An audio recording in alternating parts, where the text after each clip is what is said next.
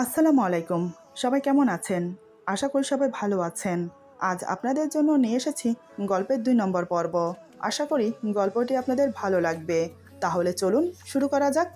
ওড়নাটা কোনোরকম ভালো করে গায়ে জড়িয়ে নিলাম আবার। আমি একদৃষ্টে গাড়ির দিকে তাকিয়ে আছি। গাড়ির দরজা হাট করে খুলে গেল। আমি বেশ চমকে উঠলাম। ভয় যে করছে না তা কিন্তু নয়। এই নির্জন রাস্তায় আশেপাশে কেউ নেই। তাই ভয় পাওয়াটা স্বাভাবিক। হঠাৎ গাড়ি থেকে আমাকে অবাক করে দিয়ে নেমে এলো রাজ স্যার। আমি তো অবাক। উনি এখানে? এখানে উনি কি করছেন? আমি উঠে দাঁড়ালাম। আমার সামনে এসে স্যার বলে, কি ব্যাপার? তুমি এখানে কি করছো? রাত ৮টা বাজে, বাসায় যাও। আর এত ঠান্ডায় কোনো সোয়েটার বা জ্যাকেট না পরে ওড়না পরে আছো কেন? ঠান্ডা লেগে অসুস্থ হয়ে পড়বে তো। আমি বললাম, যাব, আর একটু এখানে বসি তারপর। রাজ স্যার বলে, এত রাতে এখানে একা বসে থাকা নিরাপদ না। তুমি বরং গাড়িতে বসো, আমি তোমাকে ড্রপ করে দিচ্ছি। আমি তো আরও অবাক যে উনি আমাকে নিজের গাড়িতে করে ড্রপ করে দেবে বলছে। প্রথমে তো মনে করেছিলাম উনি আমাকে জোর করে গাড়িতে উঠিয়ে নিয়ে যাবে, কিন্তু না, সেটা করেনি। মনে মনে হাঁপ ছেড়ে বাঁচলাম। আমি বললাম, তার প্রয়োজন নেই স্যার, ধন্যবাদ। স্যার, আপনার কাছে হাত জোর করে ভিক্ষা চাইছি, প্লিজ আমাকে টাকাটা দিন। আমি আপনার টাকা পাই পাই করে শোধ করে দেব। স্যার বলে, আরে আমি কখন বললাম যে আমি তোমাকে টাকা দেব না? টাকা তো আমি এখন এই মুহূর্তে তোমাকে দিতে পারি, কিন্তু তার বিনিময়ে যে তোমাকে এক রাত আমার সাথে থাকতে হবে, পুরোপুরি আমার হয়ে। আমি বললাম, এটা অসম্ভব স্যার, আপনি বুঝতে পারছেন আপনি কি বলছেন? স্যার বলে, আমি জানি আমি কি বলছি। দেখো, এখানে এত ভাবার কি আছে? এই কথাটা তোমার আমার মাঝে সিক্রেট থাকবে, কেউ জানবে না। তাহলে এত ভাবার কি আছে? দেখো, আমি তোমার সাথে জোর করব না। তুমি যদি নিজের ইচ্ছা চাও তাহলে সব হয়। আমার নাম্বার তো তোমার কাছে আছেই। এই বলে রাস্তার চলে গেল। আমি আবার ধপাস করে বেঞ্চে বসে পড়লাম। ২ হাত মুঠিবদ্ধ করে চোখ বন্ধ করে কান্না করতে থাকি। আজ আমার এই কান্না দেখার মতো কেউ নেই পাশে। শুধু উপরে একজন বসে সব দেখছে। জানি না তিনি আমার কোন পরীক্ষা নিচ্ছে। এই কোন দুবিধার মধ্যে আমাকে ফেলে দিল। একদিকে নিজের সম্মান, অন্যদিকে বাবার জীবন। কোনটাকে বেছে নেব আমি? আমাদের যে বাবা ছাড়া আর কেউ নেই। নানান কথা ভাবতে ভাবতে উঠে হসপিটালে গেলাম। রাত এখন 10:30। মা, বোন, ছোট ভাইটা না খেয়ে আছে। যাওয়ার সময় কিছু ফল, জুস, ব্রেড আর বিস্কিট নিয়ে গেলাম। আমাকে দেখে মা উত্তেজিত হয়ে বলে, সারাদিন কোথায় ছিলি? ডাক্তারেরা কি যেন বলছে, আমি কিছু বুঝতে পারছি না। আমি মাকে সান্ত্বনা দিয়ে ডাক্তারের সাথে দেখা করলাম। ডাক্তার বলে, ও আপনি এসেছেন? দেখুন, কালকের দিনের অংশে যেভাবে হোক অপারেশন করাতেই হবে, তা না হলে রুগীকে বাঁচানো সম্ভব না। আপনি কি টাকা জোগাড় করতে পেরেছেন? আমি কি করে বলি যে টাকা জোগাড় করতে পারিনি? নিজেকে স্বাভাবিক করে বললাম, হয়ে এসেছে, কাল সকালেই জমা করে দেব। এই বলে বেরিয়ে এলাম। কিন্তু আমি জানি আমার হাতে এখন একটা টাকাও নেই। এক রাতের মধ্যে 10 লক্ষ টাকা কিভাবে জোগাড় করব? আমি মার পাশে এসে বসলাম। মা আমাকে দেখে বলে, তোর চেহারা এমন মলিন দেখাচ্ছে কেন রে মা, কি হয়েছে? আমি বললাম, কিছু না, সারাদিন অফিসের ধকলে এমন দেখাচ্ছে। মা আমার মাথাটা ওনার কাঁধে রেখে বলে, এখানে মাথা রেখে ঘুমিয়ে পড়। আমি বললাম, আমি মায়ের কাঁধে মাথা রেখে চোখ বন্ধ করে নিলাম। সারাদিন অনেক পরিশ্রম হয়েছে, তাই ক্লান্তিতে চোখ বন্ধ হয়ে এলো। মায়ের কাঁধে মাথা রেখে কতক্ষণ যে ঘুমিয়েছি জানি না। হঠাৎ একটা দুঃস্বপ্ন দেখে ঘুম ভেঙে গেল। আমি ধরপড়িয়ে সোজা হয়ে বসি। মা বলে, কিরে, উঠে গেলি যে, কি হয়েছে? আমি বললাম, কিছু না, ঘুমটা হঠাৎ ভেঙে গেল। বাজে স্বপ্নটা দেখার পর আমার বুকের ভেতরটা ধড়ফড় করছে। সত্যি এমন কিছু হবে না তো? না, আমাকে যে করেই হোক টাকাটা জোগাড় করতেই হবে। ঘড়ির দিকে তাকিয়ে দেখি রাত 1টা বাজে। ভাবনা চিন্তা করতে করতে শেষমেশ আর উপায় না পেয়ে রাজ স্যারকে ফোন দিলাম। বেশ কয়েকবার ফোন দেওয়ার পর স্যার ফোন রিসিভ করে বলে, বলো, এত রাতে ফোন কেন করেছ? মতের পরিবর্তন হলো নাকি? আমি তো অবাক ওনার কথা শুনে। উনি কি করে বুঝলো আমি ফোন দিয়েছি? আমি তো কথাই বললাম না এখনো পর্যন্ত। আমাকে চুপ দেখে স্যার বলে, অবাক হওয়ার কিছু নেই। আমি জানতাম তুমি আমাকে ফোন দেবে, তাও আবার এত রাতে আননোন নাম্বার দেখে আমি শিওর হলাম তুমি। আমি বললাম, স্যার আমি আপনার প্রস্তাবে রাজি। রাজ স্যার মুচকি হেসে বলে, গুড গার্ল, আমি অ্যাড্রেস দিচ্ছি, চলে আসো, আমি অপেক্ষা করছি। এই বলে আমাকে অ্যাড্রেস বলে দিয়ে ফোন রেখে দিল। উনি একটি বারের জন্য ভাবল না যে এত রাতে একটা মেয়ে এত দূর আসবে কি করে। রাস্তাঘাটে তো বিপদ হায়নার মতো ওত পেতে থাকে। আমি আর এক মুহূর্ত দেরি না করে মাকে কাজ আছে বলে বেরিয়ে পড়লাম। অবশ্যই মা জিজ্ঞেস করেছিল যে এত রাতে আমি কোথায় যাচ্ছি। আমি পরে বলবো বলে চলে গেলাম। কোথাও একটা ট্যাক্সি বা রিক্সা পেলাম না। পায়ে হেঁটে আমাকে যেতে হলো। পুরো 1 ঘন্টা লেগে গেল ওনার বাড়ি পৌঁছতে পৌঁছতে। গভীর রাত, রাত আনুমানিক 2টো হবে। এত রাতে আমি দাঁড়িয়ে আছি বিশাল বহু প্রাসাদ সমান এক পেল্লাই বাড়ির মেন গেটের সামনে। পাশেই দেয়ালে খোদাই করে লেখা রাজপ্রাসাদ। রাজপ্রাসাদই বটে, আর নামটা স্যারের নামের সাথে মিলে গেছে। বেশ কিছুক্ষণ দাঁড়িয়ে পুরো বাড়িটা চোখ বুলিয়ে নিলাম। লাইটের আলোতে ভালোই দেখা যাচ্ছে। আমি কোনো কিছুর অপেক্ষা না করে গেটের ছোট দরজায় বার কয়েক টোকা মারলাম। দরজায় টকটক শব্দ শুনে দারোয়ান বেরিয়ে এলো। তবে সে বেরিয়ে এসে চোখ বড় বড় করে অবাক হয়ে আমার দিকে তাকিয়ে আছে। তাকিয়ে থাকারই কথা। এই গভীর রাতে অল্প বয়সী একটা যুবতী মেয়ে এখানে থাকাটা অস্বাভাবিক নয় কি? এদিকে আমি ভয়ে সিটিয়ে আছি। কোনোদিন কখনো এত রাতে রাস্তাঘাটে চলা তো দূর, কোনোদিন বেরোনি পর্যন্ত। কিন্তু আজ আমার নিয়তি আমাকে বাধ্য করেছে এই হাড় কাঁপানো শীতের রাতে পাতলা ফিনফিনে ওড়না গায়ে জড়িয়ে এই নিঝুম নিশীথী রাতে রাস্তা দিয়ে একা আসতে। আমি কাঁপা কাঁপা গলায় বললাম, রাজ স্যার আছেন? দারোয়ান অবাক হয়েই বলে, জি আছেন, কিন্তু আপনি কে? আমি বললাম, উনি আমাকে আসতে বলেছেন। দারোয়ান আমার কথা শুনে আরও অবাক হয়, কারণ রাত 2টো বাজে স্যার কোনো মেয়েকে কেন আসতে বলবে, এটা দারোয়ানের মাথায় আসে না। বেশ কিছুক্ষণ পর দারোয়ান বলে, আপনি একটু অপেক্ষা করুন, আমি স্যারকে ফোন করে জিজ্ঞেস করি। তবে এত রাতে স্যার জেগে আছে কি না আমি জানি না। এই বলে দারোয়ান রাজ স্যারকে ফোন করে। 2-1টা রিং হওয়ার সাথে সাথেই ফোন রিসিভ করে বলে, যে এসেছে তাকে ভেতরে আসতে দাও। দারোয়ান তো স্যারের কথা শুনে বিস্ময়ে অবাক হয়ে যায়। একে তো স্যার কল দেওয়ার সাথে সাথে ফোন রিসিভ করেছে, দ্বিতীয়ত কিছু বলার আগেই স্যার যে এসেছে তাকে ভেতরে পাঠাতে বলল। দারোয়ান আর কিছু না ভেবে স্যারের অনুমতি পেয়ে আমাকে ভেতরে প্রবেশ করতে দেয়। বাড়ির ভেতরে মেন দরজার কাছে যেতেই রাজ স্যার দরজা খুলে বলে, অবশেষে এলে, এসো ভেতরে এসো। এই বলে আমাকে ভেতরে নিয়ে গেল। আমি কোনো কথাই বলতে পারছি না। উনি আমাকে ড্রয়িং রুমে বসতে দিয়ে টি টেবিলে রাখা মদের বোতল থেকে 1 গ্লাস মদ ঢেলে আমার দিকে এগিয়ে দিয়ে বলে, হুইস্কি চলবে তো? আমি তো অবাক হয়ে গেলাম ওনার কথা শুনে। আমাকে দেখে কি কোনো দিক দিয়ে মনে হয় যে আমি হুইস্কি খাই? আমি বললাম, আমি এসব খাই না। স্যার বলে, খাও না তো কি হয়েছে, আজকের জন্য একটু খাও। আমি বললাম, না। স্যার বলে, বেশ, না খেলে জোর করব না। কথাটা বলে উনি 2 গ্লাস হুইস্কি খেলেন, এমনকি আরও আধা গ্লাস ভরে উঠে দাঁড়ান। রাজ স্যার আমার মুখের দিকে তাকিয়ে বলে, তুমি ঠিক আছো তো? আমি ওনার চোখে চোখ রেখে তাকিয়ে মনে মনে বলি, না, আমি একদম ঠিক নেই। এমন পরিস্থিতিতে কেউ কিভাবে ঠিক থাকতে পারে বলতে পারেন? আর কিছু মুহূর্তের মধ্যে নিজের সর্বোচ্চ হারাতে চলেছি, তাহলে ঠিক থাকি কি করে আমি? আমি কথাগুলো ভেবে বললাম, স্যার মৃদু হেসে আমার কাঁধে হাত রাখে। আচমকা কাঁধে হাত পড়াতে আমি চমকে উঠে সরে দাঁড়াই। আমাকে এমন করতে দেখে স্যার বলে, কি হলো রোদেলা, কোনো সমস্যা? কি করে বলি আপনার স্পর্শ আমি সহ করতে পারছি না। একজন পরপুরুষ আমার শরীরে হাত দিক, এটা আমি চাই না। নিজের ভাবনাকে গোপন করে বললাম, না কিছু না, আসলে। আমাকে থামিয়ে দিয়ে স্যার বলে, বুঝতে পেরেছি, মনে হচ্ছে প্রথমবার, তাই তো? আমি মাথা নিচু করে বললাম, স্যার বলে, প্রথম প্রথম এমন মনে হবে, পরে সব ঠিক হয়ে যাবে। আমি বললাম, পরে সব ঠিক হয়ে যাবে মানে? স্যার বলে, ওইটা তো কথার কথা বললাম, এখন চলো, এমনিতেও সময় কম। তোমাকে বলেছিলাম সারা রাতের জন্য, কিন্তু তুমি এলে আধা রাত করে, তাই এই আধা রাতেই সারা রাতের চাহিদা মিটিয়ে নেব। এই বলে আবার আমার কাঁধে হাতে রেখে আমাকে ওনার বুকের সাথে মিশিয়ে নিয়ে ওনার বেডরুমে নিয়ে গেল।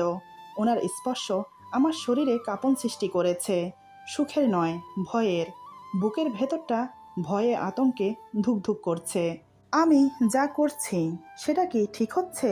কিন্তু এছাড়া যে আর কোনো উপায় নেই। স্যার আমাকে নিয়ে তার বেডরুমে চলে এলো। রুমে প্রবেশ করে দরজা বন্ধ করে দিল। হাতে রাখা মদের গ্লাসটা খাটের পাশে সাইড টেবিলের উপর রেখে আমার সামনে এসে দাঁড়ায়। রুমটা বেশ গরম, যত সম্ভব গরমের হিটার চালু করে রেখেছে। রাজ স্যার আমার সামনে এসে আমার গলায় পেঁচিয়ে রাখা ওড়নাটা খুলে ফেলে। এখন আমি ওনার সামনে ওড়নাবিহীন দাঁড়িয়ে আছি। উনি আমার বুকের দিকে লোভান্বিত চোখে তাকিয়ে আছে। ওনার দৃষ্টি যেন আমার বুকের উপর থেকে সরছেই না। উনি ডান হাতের আঙ্গুল দিয়ে আমার মুখে আঙ্গুল ঘোরাতে ঘোরাতে গলা বেয়ে আমার বুকের মাঝখানে এসে থামে। আমি তো লজ্জায় চোখ বন্ধ করে আছি। মাথা উঁচু করে ওনার মুখের দিকে তাকাতেও পারছি না।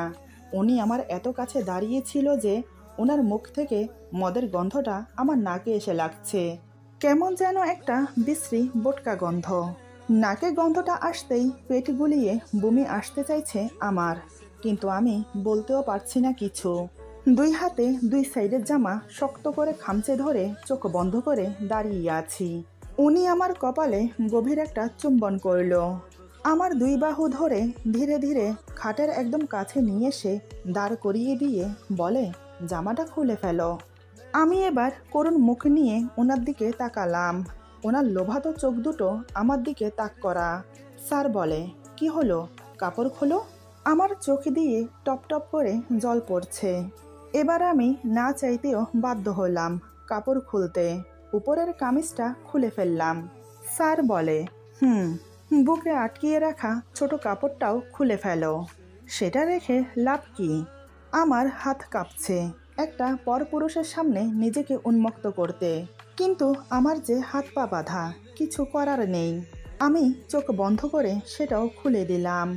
তারপর দুই হাতে নিজের উন্মুক্ত বুক ঢাকার চেষ্টা করলাম, কিন্তু স্যার আমার দুই হাত ধরে ফেলে আমার উন্মুক্ত বুকের দিকে চোখ বড় বড় করে তাকিয়ে থাকে। এমন মনে হচ্ছে উনি আমাকে চোখ দিয়েই গিলে খাবে। হঠাৎ আমাকে কিছু বুঝতে না দিয়ে ধাক্কা দিয়ে বিছানায় ফেলে আমার উন্মুক্ত বুকে ঝাঁপিয়ে পড়ে। দুই হাতে আমার বুক চেপে ধরে ঠোঁট ডুবিয়ে দেয় আমার ঠোঁটে। পাগলের মতো ঠোঁট জোড়া আঁকড়ে ধরে চুষে কামড়ে একাকার করে দিচ্ছে। অন্যদিকে বুকে জোরে চাপ পড়াতে আমি ব্যথায় ছটপট করছি। এক হাতে উনি আমার সালোয়ারের রশি ধরে টান দিয়ে সালোয়ার খুলে ফেলল। মুহূর্তেই আমি পুরোপুরি বিবস্ত্র হয়ে গেলাম ওনার সামনে। উনি আমার খালি গায়ে হাত বোলাতে থাকে। উনি আমার ঠোঁটে কিস করতে করতে নিজের কাপড়ও খুলে ফেলে। দেরি না করে উনি আমার সাথে সঙ্গমে লিপ্ত হয়। এদিকে আমি ব্যথায় যন্ত্রণায় কাটা মুরগির মতো ছটপট করছি। অন্যদিকে উনি জানোয়ারের মতো নিজের চাহিদা পূরণ করেই যাচ্ছে। আমি যে ব্যথায় চিৎকার করে কান্না করছি সেটা যেন ওনার চোখেই পড়ছে না।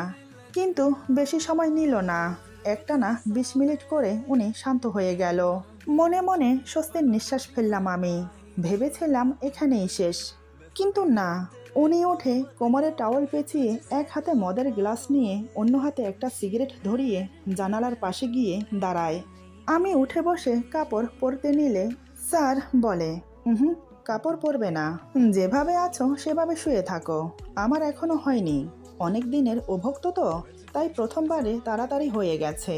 সবে তো 2:30 বাজে, এখনো বাকি রাতটা বাকি আছে। ওনার কথা শুনে আমার আত্মারাম কেঁপে উঠল।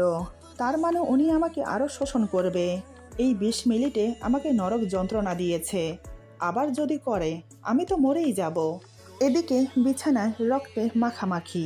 প্রথমবারে এমন, না জানি দ্বিতীয়বারে কেমন অবস্থা হয়। আমি চুপচাপ পায়ের নিচে থাকা কম্বলটা টেনে গায়ে জড়িয়ে নিয়ে শুয়ে রইলাম। বেশ কিছুক্ষণ চোখ বন্ধ করে থাকার কারণে চোখ দুটো খানিকটা লেগে এসেছে।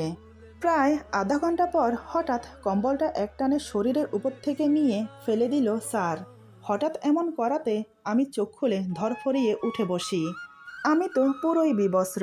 2 হাঁটু বুকে জড়িয়ে ধরে মুখ গুজে দিলাম 2 হাঁটুর ফাঁকে। লজ্জায় অপমানে কান্না পাচ্ছে আমার। পারলাম না নিজেকে আর আটকে রাখতে, কান্না করে দিলাম আমি। একটা মেয়ে যখন অজানা অচেনা একটা পরপুরুষের সামনে না চাইতেও পুরোপুরি বিবস্ত্র হয়ে বসে থাকে, তখন সেই মেয়েটির উপর দিয়ে কি যায় সেটা শুধু সেই মেয়েটিই জানে।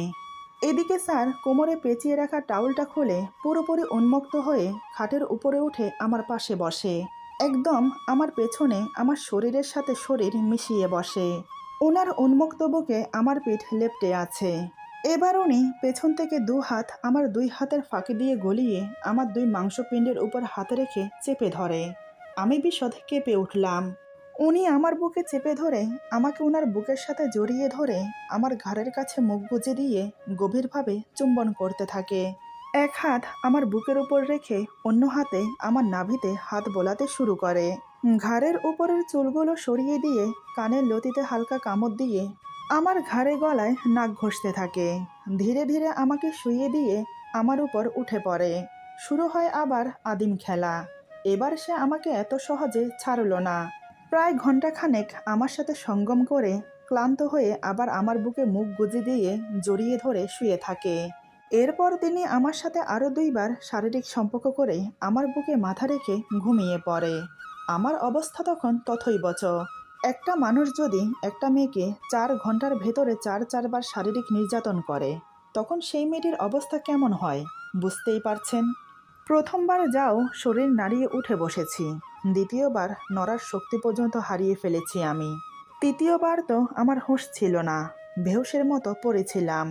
চতুর্থবার না পেরে ব্যথায় যন্ত্রণায় ছটপট করতে করতে কখন যে জ্ঞান হারিয়েছি আমি নিজেও জানি না। এদিকে উনি দুই হাতে আমাকে খুব শক্ত করে জড়িয়ে ধরে আমার উন্মুক্ত বুকে মাথা রেখে ঘুমোচ্ছে। দিনের এখন 10টা বাজে। আমার জ্ঞান ফিরল। মাথাটা ঝিমঝিম করছে। চোখ খুলে দেখি উনি আমার বুকে ঘুমিয়ে আছে। কোমরের নিচে ব্যথায় টনটন করছে। এভাবে আর কিছুক্ষণ পরে থাকলে আমার শরীর অবশ হয়ে যাবে, কারণ ওনার শরীরের পুরো ভার আমার শরীরের উপর। তাই আমি নড়াচড়া মোটেও করতে পারছি না। আমার ইচ্ছে করছে ভালো মানুষরূপী এই নরপিশাচটাকে ধাক্কা মেরে নিজের বুকের উপর থেকে ফেলে দেই, তারপর ইচ্ছে মতো ওর গালে কয়েকটা কষিয়ে থাপ্পড় মারি। কিন্তু সেটা করার ক্ষমতা আমার নেই। নিজের উপর নিজেরই ঘৃণা হচ্ছে এখন। কিছু টাকার জন্য নিজেকেই বিলিয়ে দিতে হলো। আমার এখন চিৎকার দিয়ে কান্না করতে ইচ্ছে করছে কাউকে শক্ত করে জড়িয়ে ধরে কান্না করে নিজের মনের দুঃখটা হালকা করি। আমার সব তো শেষ হয়ে গেল আজ। আমার বলতে আমি ছাড়া আর কিছুই নেই আমার। আর ভাবতে পারছি না আমি। যতই ভাবছি এসব ততই নিজের প্রতি নিজেরই ঘৃণা বাড়ছে। আর এমনিতেও আমাকে এখন যেতে হবে। এখন গিয়ে টাকা জমা না দিলে বাবার অপারেশন হবে না। আমি বাধ্য হলাম স্যারকে ডাকতে। আমি বললাম, স্যার শুনছেন, সকাল হয়ে গেছে, আমাকে যেতে হবে। রাজ স্যার নড়ে চড়ে উঠে বলে, ডাকছো কেন? আমাকে আরেকটু ঘুমোতে দাও। আমি বললাম, আমাকে যেতে হবে, আমি এখন না গেলে অনেক বড় সমস্যা হয়ে যাবে। প্লিজ স্যার আমাকে যেতে দিন। না চাইতেও স্যার বাধ্য হলো আমাকে ছাড়তে। স্যার উঠে টাওয়েল পরে ওয়াশরুমে চলে গেল ফ্রেশ হতে। আমি অনেক কষ্টে উঠে বসলাম। শুধু কোমর না, পুরো শরীর ব্যথা করছে। বেশ কিছুক্ষণ পর স্যার বেরিয়ে এলো। স্যার বলে, আমি বাইরে আছি, তুমি ফ্রেশ হয়ে এসো। এই বলে উনি বেরিয়ে গেল রুম থেকে। আমি কোনো রকম উঠে দাঁড়ালাম। ওয়াশরুমে যাওয়ার জন্য এক কদম সামনে বাড়াতেই ব্যথায় কুকিয়ে উঠলাম। পেট থেকে তলপেট সহ নিচের দিকে পুরো অবশ হয়ে আছে। তলপেটে ব্যথায় কামড়াচ্ছে। শরীরের নিচের অংশে জায়গায় জায়গায় রক্ত শুকিয়ে আছে। আমি যেখানে শুয়েছিলাম সেখানে অনেকটা জায়গা জুড়ে রক্তে ভেসে গেছে। সেটাও এখন শুকিয়ে কাঠ হয়ে আছে। কিন্তু আমাকে তো যেতে হবে। এই ব্যথা নিয়ে কোনো রকম ওয়াশরুমে গিয়ে ফ্রেশ হয়ে কাপড় পরে বেরিয়ে এলাম। এদিকে আমার আসতে দেরি হচ্ছে দেখে স্যার আবার রুমে এলো।